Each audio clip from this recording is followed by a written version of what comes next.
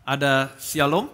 Selamat hari Minggu yang diberkati dan selamat hari kenaikan Tuhan kita Yesus Kristus. Hari ini kita memperingati hari kenaikan Tuhan kita Yesus Kristus. Hari ini saya mau berbicara kepada saudara tentang rancangan Allah, rencana Allah, hikmat Allah secara garis besar sehubungan dengan kenaikan Tuhan kita Yesus Kristus. Saya mau mengajak saudara untuk melihat mulai dari mengapa Allah memilih Abraham. Kemudian Allah berkata kepada Abraham, aku akan menjadikan kamu bangsa yang besar. Yang dimaksud dengan bangsa yang besar di sini adalah bangsa Israel. Perhatikan baik-baik, saya mau saudara mengerti. Waktu Allah memberikan anaknya datang ke dalam dunia ini sebagai juru selamat dunia, juru selamat saudara, juru selamat saya. Anaknya terlahir sebagai orang Yahudi, bangsa Israel. Itu sebabnya saudara juga bisa mengerti kenapa iblis begitu membenci bangsa ini. Iblis memakai Hitler untuk membunuh kurang lebih sekitar 6-7 juta orang Yahudi. Angka yang sangat fantastis, bukan angka yang sedikit. Ini menunjukkan kebencian yang luar biasa. Dan saya bisa melihat sampai hari ini Allah tetap bekerja di belakang layar atas bangsa ini. Betul? Allah tetap bekerja di belakang layar atas bangsa ini. Bangsa ini begitu spesial. Allah memanggil Abraham, kemudian Allah berkata kepada Abraham, Allah memberkati Abraham, aku akan menjadikan kau bangsa yang besar. Kemudian Allah memberkati bangsa ini. Sekarang pertanyaan saya, kenapa Allah memisahkan bangsa ini? Allah memilih bangsa ini, Allah memisahkan bangsa ini dari bangsa yang lain, Allah memberkati bangsa ini. Apakah karena bangsa ini lebih baik dari bangsa yang lain? Secara moral, secara DNA? Apakah Allah hanya mengasihi satu bangsa? No. Alkitab mengatakan Allah mengasihi semua orang yang ada dalam dunia ini. Begitu besar kasih Allah akan dunia ini. Betul? Sehingga dia mengaruniakan anaknya yang tunggal. Jadi Allah tidak hanya mengasihi satu bangsa, Allah mengasihi semua bangsa. Tetapi kenapa pertanyaannya Allah memilih bangsa ini, memisahkan bangsa ini dari bangsa yang lain, memberkati bangsa ini, karena Allah mau menjadikan bangsa ini sebagai contoh. Karena Allah mau menunjukkan kepada semua orang bahwa Allah pencipta langit dan bumi, Allah yang maha tinggi adalah Allah yang berkuasa melakukan segala sesuatu dalam hidupmu. Dia sanggup memberkatimu, dia sanggup memimpin hidupmu, dia sanggup berbicara kepada saudara, kepada saya.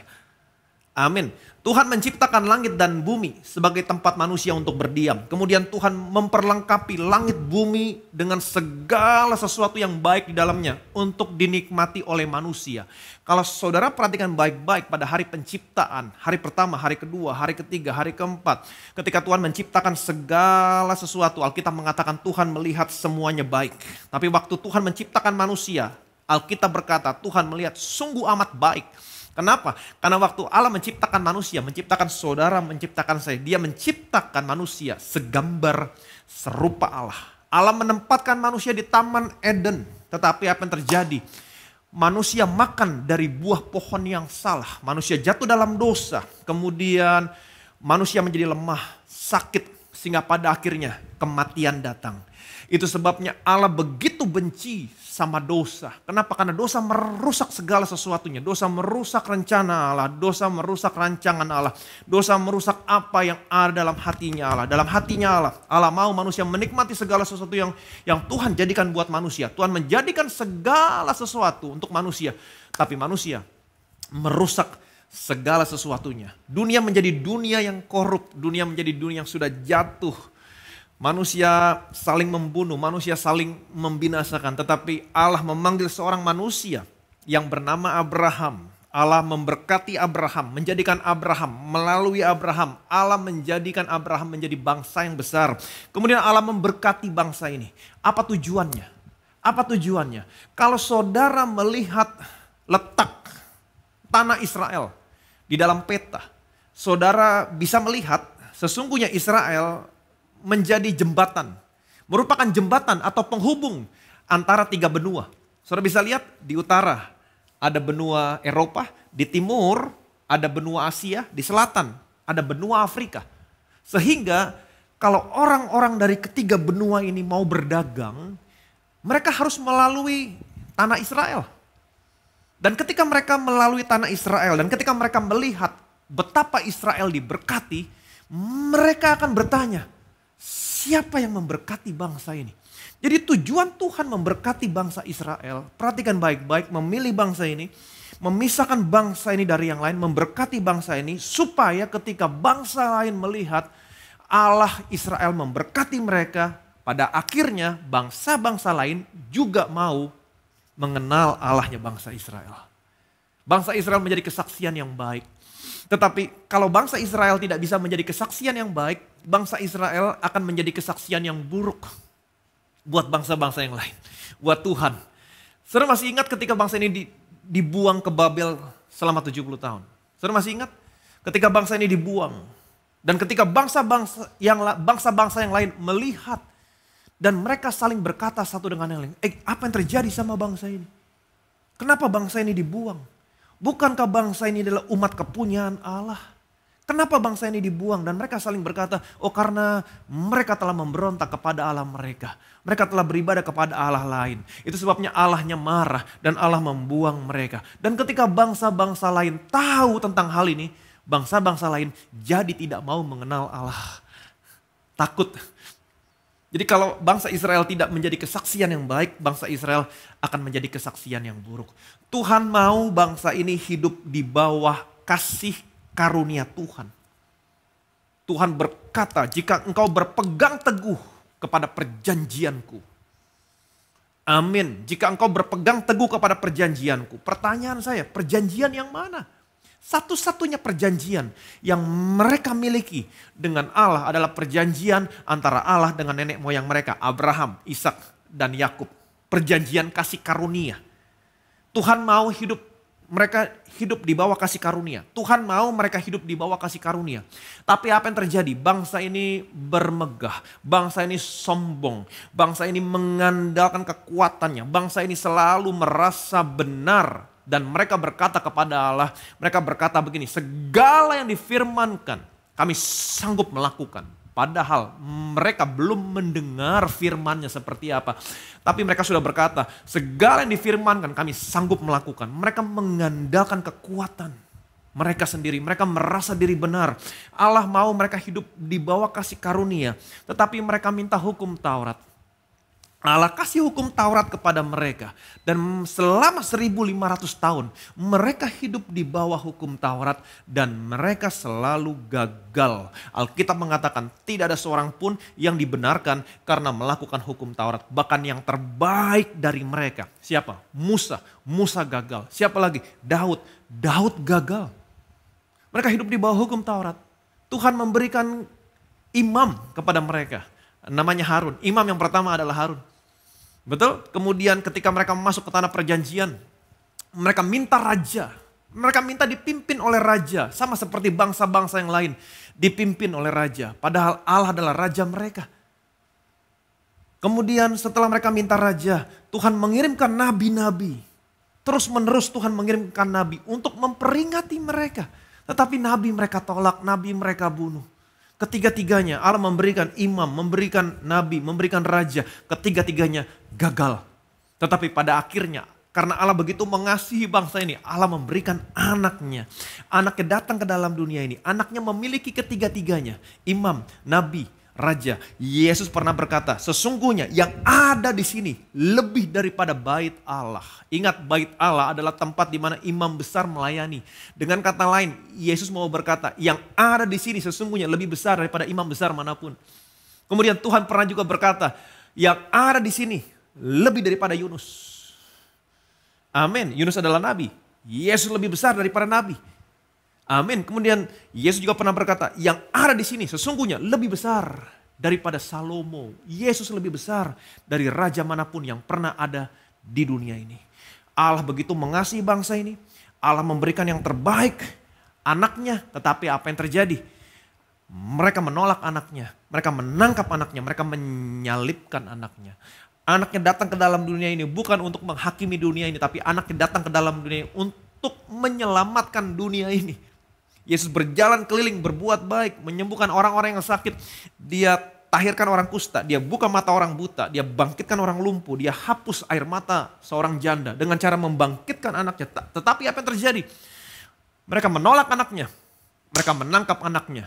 Mereka menyalibkan anaknya. Saudara tahu apa yang Allah lakukan? Salib. adalah manifestasi kebencian manusia terhadap anaknya. Tetapi sekalipun manusia memakai salib sebagai manifestasi kebencian, tapi Tuhan pakai salib sebagai manifestasi dari kasih karunia dan kebaikan Tuhan. Amin. Mereka menolak Yesus, mereka menyerahkan Yesus, dan mereka menyalibkan Yesus. Yesus mati di atas kayu salib, dikubur. Allah membangkitkan Yesus pada hari yang ketiga. Yesus naik ke surga, dia duduk di sebelah kanan Allah. Sekalipun mereka menolak Yesus, Allah tetap memberikan kesempatan kepada bangsa ini. Allah mengutus Petrus untuk berkhotbah kepada bangsa ini. Petrus memberitakan Injil kepada bangsa ini. Apa yang terjadi? 3.000 orang percaya, diselamatkan. Amin. 3.000 orang percaya, diselamatkan. Kalau saudara baca kisah para rasul, Alkitab mengatakan jumlah mereka setiap hari terus bertambah. Tidak sampai di sini. Allah membangkitkan Stefanus, seseorang yang penuh dengan kuasa, karunia untuk mengadakan mujizat, kuasa. Tetapi apa yang terjadi? Mereka mengadakan kegerakan untuk menyergap dan menangkap Stefanus. Ketika Stefanus dihakimi oleh pemimpin bangsa ini, Allah tetap memberikan kesempatan kepada bangsa ini. Dan Stefanus berkhotbah kepada pemimpin bangsa ini. Di akhir khotbahnya Stefanus berkata kepada pemimpin bangsa ini, nabi manakah yang tidak dibunuh oleh nenek moyangmu? Kamu minta hukum Taurat, tapi kamu tidak melakukannya. Dan mereka semua yang mendengar marah. Alkitab mengatakan Stefanus menatap ke langit. Waktu Stefanus menatap ke langit, Stefanus melihat langit terbuka. Anak manusia berdiri di sebelah kanan Allah. Anak manusia berdiri di sebelah kanan Allah. Bukankah tadi saya katakan waktu Yesus bangkit, Yesus naik ke surga, dia duduk di sebelah kanan Allah. Tetapi kenapa waktu Stefanus melihat Yesus berdiri di sebelah kanan Allah? Karena tawaran kerajaan kepada bangsa ini masih tetap berlaku. Bangsa ini begitu dekat dengan kerajaan. Kalau saja mereka percaya sama apa yang Stefanus khotbahkan, Yesus langsung datang. Amin. Itu sebabnya Yesus berdiri. Tetapi apa yang terjadi? Mereka marah ketika mereka mendengar khotbah Stefanus. Mereka menyeret Stefanus keluar kota. Mereka merajam dia di sana. Sampai Stefanus mati. Kemudian mereka mengambil jubahnya. Meletakkan jubah Stefanus di depan kaki seorang anak muda yang bernama Saulus. Yahudinya orang Yahudi. Farisinya orang Farisi. Kemudian setelah Stefanus mati, Yesus duduk kembali. Saya percaya Yesus duduk kembali. Untuk sementara tawaran kerajaan stop kepada mereka. Dan saya percaya Allah melihat kepada Saulus, ya Farisinya orang Farisi, dan Allah melihat dari sorga. Allah pasti berkata, aku akan memakai dia menjadi rasul yang besar untuk memberitakan Injil kasih karunia. Dan saya mau saudara mengerti, sejak Stefanus mati, tawaran kerajaan stop kepada bangsa ini. Dan sejak Stefanus mati, misteri gereja dimulai. Saat itu gereja ada di dalam hatinya Allah. Dan gereja menjadi mimpinya Allah. Dan Allah stop berperkara kepada bangsa ini. Bukannya berarti Allah melupakan bangsa ini. Tidak, Allah tidak pernah melupakan bangsa ini. Alkitab menceritakan ketika Yesus datang yang kedua kali, mereka semua akan diselamatkan. Amin. Mereka semua akan diselamatkan. Tapi untuk sementara waktu, Allah stop berperkara kepada bangsa ini. Dan sejak saat itu, misteri gereja dimulai. Gereja menjadi mimpinya Allah. Gereja ada dalam hatinya Allah. Pertanyaan saya, apa benefitnya buat saudara, buat saya? Apa benefitnya buat gereja? Efesus 1 ayat 18 sampai 23. Dan supaya ia menjadikan mata hatimu terang, agar kamu mengerti pengharapan apakah yang terkandung dalam panggilannya. Betapa kayanya kemuliaan bagian yang ditentukannya bagi orang-orang kudus. Dan betapa hebatnya kuasanya bagi kita yang percaya sesuai dengan kekuatan kuasanya. Yang dikerjakannya di dalam Kristus dengan membangkitkan dia dari antara orang mati dan mendudukan dia di sebelah kanannya di sorga. Jauh lebih tinggi dari segala pemerintah dan penguasa dan kekuasaan dan kerajaan dan tiap-tiap nama yang dapat disebut. Bukan hanya di dunia ini saja, melainkan juga di dunia yang akan datang. Dan segala sesuatu telah diletakkannya di bawah kaki Kristus. Dan dia telah diberikannya kepada jemaat sebagai kepala dari segala yang ada. jemaat yang adalah tubuhnya, yaitu kepenuhan Dia yang memenuhi semua dan segala sesuatu. Ayat yang ke-19, perhatikan baik-baik. Di sini dikatakan, dan betapa hebat kuasanya bagi kita yang percaya. Betapa hebat kuasanya bagi kita yang percaya. Siapa di sini yang percaya sama Yesus? Amin. Betapa hebat kuasanya buat saudara yang percaya. Seberapa hebat? Sesuai dengan kekuatan kuasanya. Sama dengan kekuatan kuasanya yang Dia kerjakan. Kapan? Waktu Dia membangkitkan anaknya dari kematian. Amin. Waktu Dia membangkitkan anaknya dari kematian. Anaknya menang atas maut. Anaknya mengalahkan maut. Anaknya menang atas kematian. Anaknya mengalahkan kematian. Wow. Betapa kuasa yang hebat membangkitkan anaknya dari kematian. Dan kuasa yang sama berlaku sama saudara, berlaku sama saya buat orang yang percaya. Amin. Betapa hebat kuasanya buat saudara, buat saya. Kuasa yang sama yang Allah lakukan waktu Dia membangkitkan anaknya dari kematian. Kuasa menang atas maut, kuasa menang atas kematian. Saya punya kabar baik, saudara dan saya yang percaya sama Yesus, saudara juga punya kuasa menang atas maut, menang atas kematian. Yang percaya boleh bilang amin. Itu sebabnya Yesus berkata, akulah kebangkitan dan hidup. Barang siapa percaya kepadaku, ia tetap hidup walaupun ia sudah mati. Wow. Dan semua orang yang masih hidup, yang percaya kepadaku, ia tidak akan mati selama-lamanya. Percayakah engkau akan hal ini? Amin. Betapa hebat kuasanya.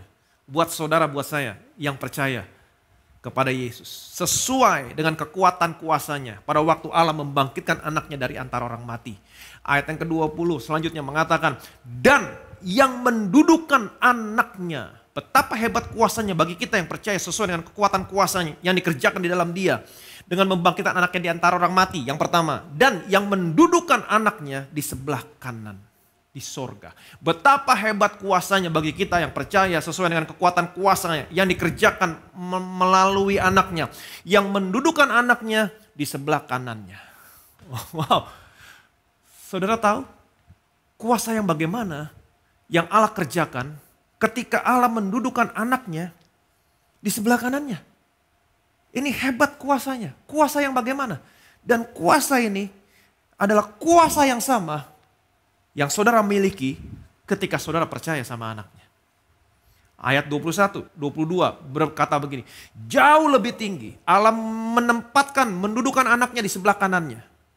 Tempat yang bagaimana di sebelah kanannya? Jauh lebih tinggi dari pemerintah, penguasa, kekuasaan, dan dari setiap nama yang dapat disebut.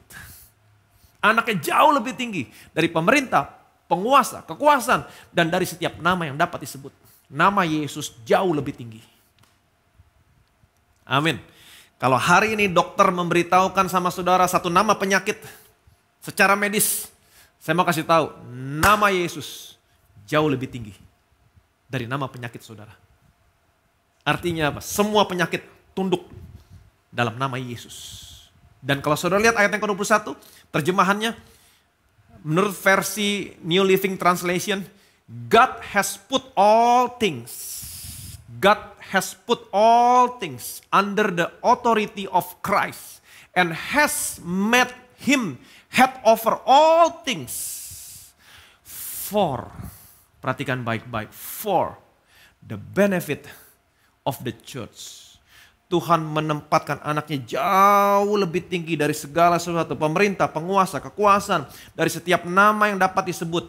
Allah menempatkan Yesus jauh lebih tinggi. Untuk kepentingan gerejanya. Wow.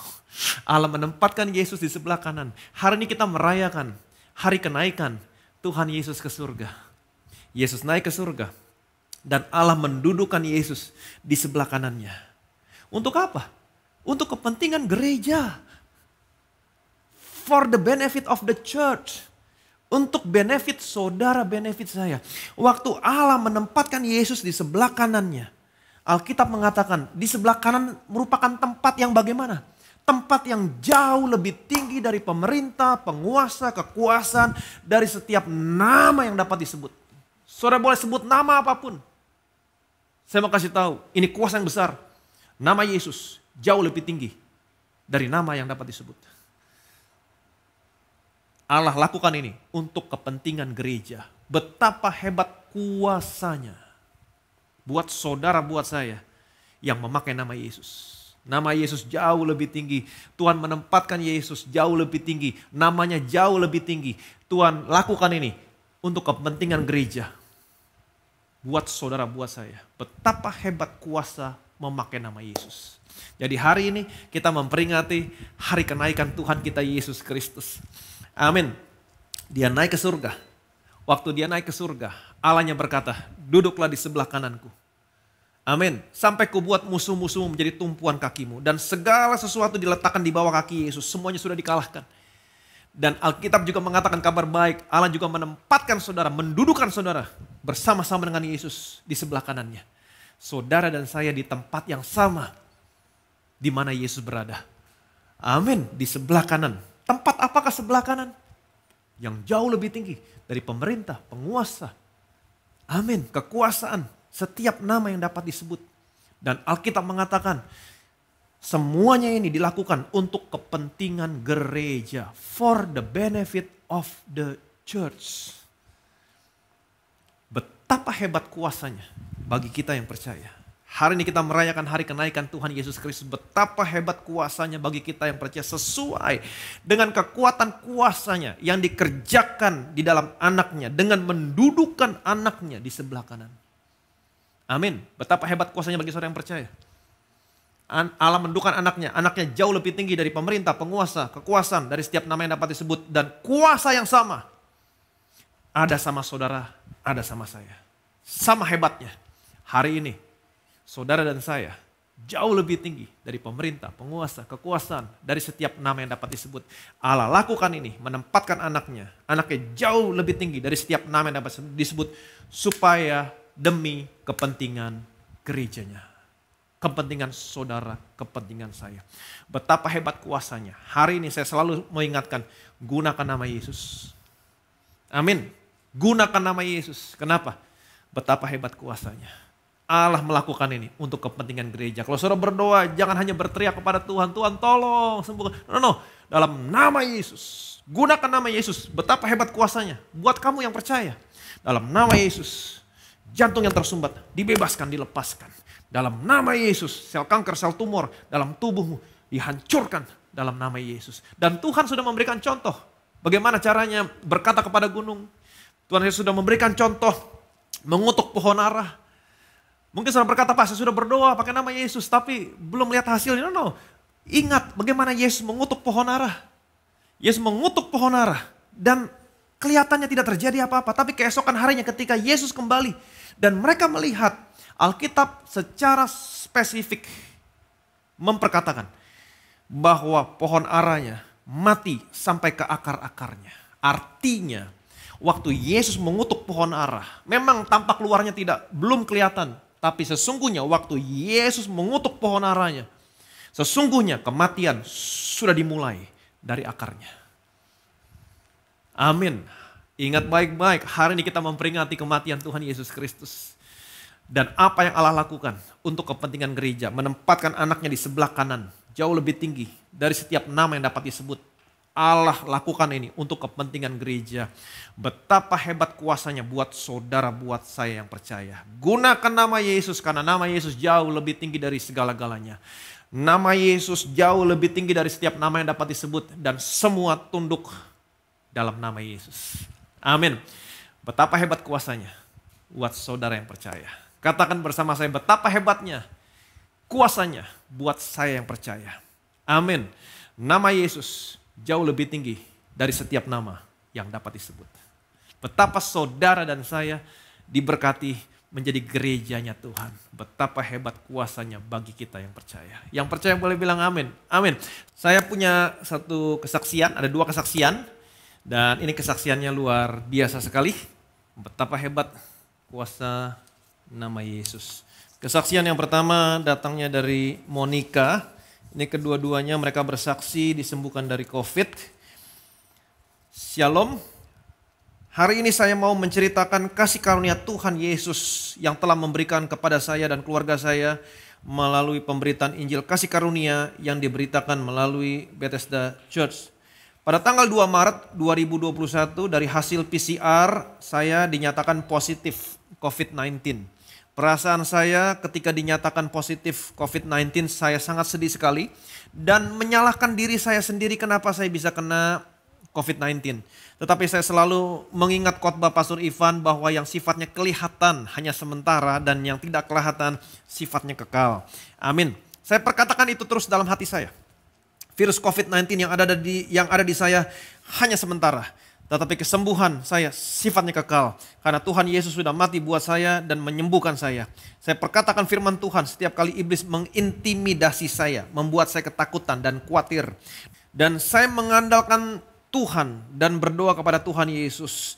Jangan sampai anak-anak saya dan keluarga saya ikut terkena COVID-19 juga. Dan Tuhan menjawab doa saya tanggal 3 Maret 2021. Satu hari setelah saya dinyatakan hasil PCR tesnya positif. Ketika anak-anak dan keluarga saya tes COVID, hasilnya semua negatif. Saya sangat bersyukur karena saya khawatir kalau sampai kedua anak saya yang masih kecil terkena COVID-19. Tapi Tuhan Yesus baik dan Tuhan mengabulkan doa saya menghindari mereka dari COVID-19. Selama saya isolasi mandiri di rumah, saya selalu membaca firman Tuhan, pujian penyembahan, perjamuan kudus, dan saya terus berdoa. Puji Tuhan, saya memiliki saudara-saudara seiman dalam care group yang selalu mendukung dan selalu mendoakan saya sehingga saya semakin mendapat kekuatan di dalam pengharapan saya kepada Tuhan Yesus. Di dalam doa saya minta kepada Tuhan Yesus biar penyakit COVID-19 Tuhan tidak akan lama dalam tubuh saya sehingga hasilnya bisa segera negatif. Saya mengimani dalam nama Tuhan Yesus Kristus dalam 1 minggu sudah sembuh. Walaupun mustahil karena kebanyakan orang, karena pada saat saya dites pertama kali dengan hasil positif COVID-19, city value saya sangat rendah yaitu 16. Di mana artinya virus COVID-19 yang ada dalam tubuh saya, yang ada di saya masih bisa ditularkan kepada orang lain. Tapi tepat tanggal 9 Maret 2021, 7 hari setelah saya dinyatakan positif, seminggu kemudian saya tes kembali dan puji Tuhan hasilnya negatif. Sungguh hal yang mustahil, tapi saya yakin bagi Tuhan Yesus tidak ada yang mustahil. Saya yakin dan percaya bahwa janji Tuhan Yesus hanya ada ya dan amin. Betapa hebat kuasanya bagi kita yang percaya nama Yesus. Dan 1 minggu kemudian saya cek PCR lagi untuk memastikan hasilnya. Puji Tuhan, saya sembuh total dari COVID-19 dan tidak ada efek negatif yang terjadi dalam tubuh saya. Tuhan Yesus sungguh baik. Melalui apa yang saya alami, saya percaya bahwa dalam segala hal Tuhan berperang buat kita. Bagian kita dalam menikmati kemenangan yang dari Tuhan.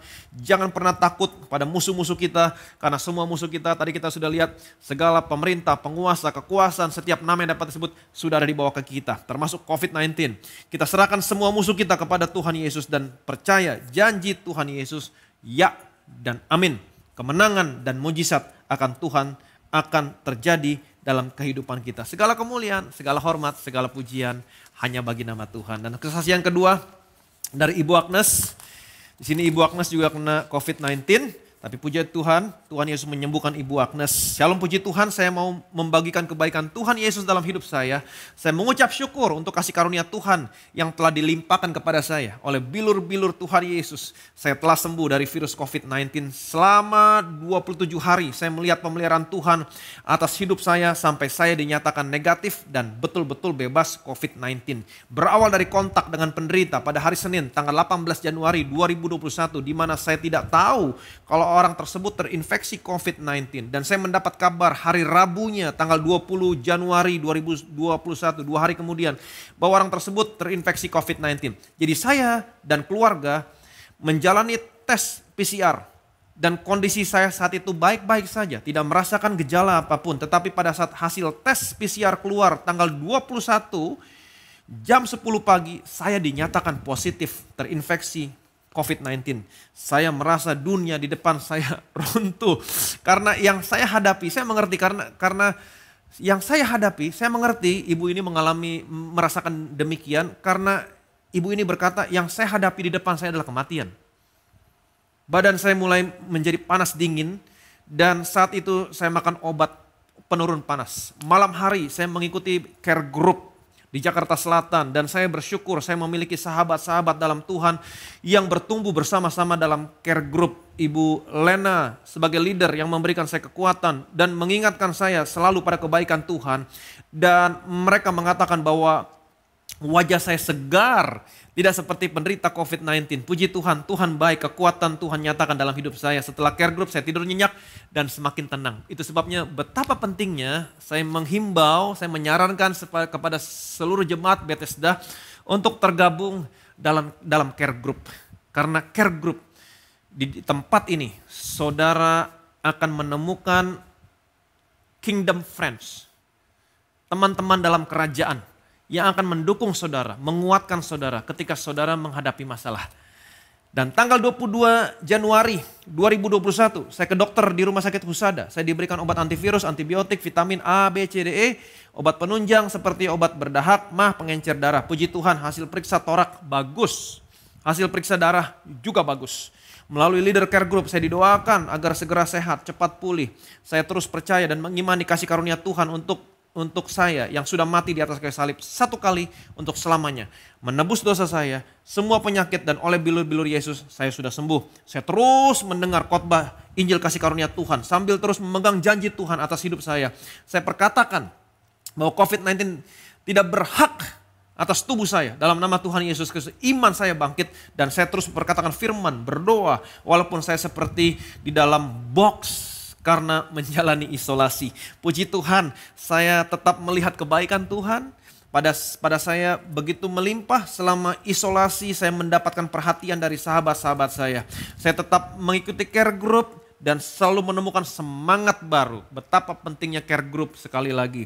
Dan pada tanggal 3 Februari 2021 saya kembali menjalani tes PCR. Hasilnya masih positif memang. Saya takut, ketar-ketir, tapi saya tidak down. Seperti tanggal 21 Januari, padahal saya mengalami diare pada masa inkubasi. Saya mengikuti care group kembali. Puji Tuhan, mereka bilang, teman-teman mengatakan bahwa saya fresh. Tidak seperti orang sakit. Saya bertemu dokter dan dokter juga menyatakan hal yang sama. Saya mengalami Tuhan begitu dekat dengan saya, menikmati kebersamaan dengan Tuhan, sungguh ajaib hari demi hari. Setiap saya bangun di pagi hari, ada yang bernyanyi di dalam saya ikut bernyanyi. Jujur kalau disuruh mengulang, saya lupa lagunya, tapi setiap pagi selalu seperti itu. Puji Tuhan. Puji Tuhan, tanggal 17 Februari 2021 saya dinyatakan bebas COVID-19, hasil PCR negatif. Saya PCR lagi tanggal 24, seminggu kemudian hasilnya negatif. Saya percaya semua karena kemurahan Tuhan semata. Dia yang berperang untuk saya dan saya hanya diam menikmati kemenangan yang berasal daripada Tuhan. Melalui kesaksian saya ini, saya ingin memberikan kekuatan, semangat kepada saudara yang mungkin mengalami sakit yang sama dengan saya. Jangan takut, kita adalah orang yang paling disayang Tuhan. Tuhan berperang melawan COVID-19 dalam tubuh kita dan pentingnya kita hadir dalam persekutuan melalui care group karena di dalam persekutuan ada kekuatan Tuhan. Amin. 2-3 orang berkumpul dalam nama Tuhan, betapa hebat kuasanya nama Tuhan. Amin. Tuhan hadir, saya percaya setiap doa yang dinaikkan oleh saudara seiman dalam Tuhan untuk saya membuat imun tubuh saya naik. Membuat imun tubuh saya naik. Dan Tuhan yang berjalan di depan kita, menutup barisan di belakang kita. Di bawah kepaknya saya berlindung dan oleh bilur-bilurnya saya menjadi sembuh. Puji Tuhan, bersama Tuhan kita pasti menang. Segala kemuliaan, segala hormat, segala pujian hanya bagi nama Tuhan. Kami bersyukur Tuhan Yesus. Hari ini kami merayakan kenaikan-Mu ke surga. Allah telah mendudukkan Engkau di sebelah kanan-Mu dan menempatkan Engkau jauh lebih tinggi dari pemerintah, penguasa, kekuasaan, dari setiap nama yang dapat disebut. Dan Engkau melakukan ini semua untuk kepentingan gereja, for the benefit of the church. Betapa hebat kuasanya. Itu sebabnya hari ini kami senantiasa untuk diingatkan selalu memakai nama Yesus. Karena nama Yesus, betapa hebat kuasa nama Yesus buat setiap kami yang percaya. Dan kami bersyukur Tuhan, Engkau melakukan ini semuanya untuk kepentingan gereja-Mu. Segala kemuliaan, segala hormat, segala pujian bagi nama Tuhan. Dalam nama Tuhan Yesus kami berdoa, semua yang percaya sama-sama kita katakan, amin.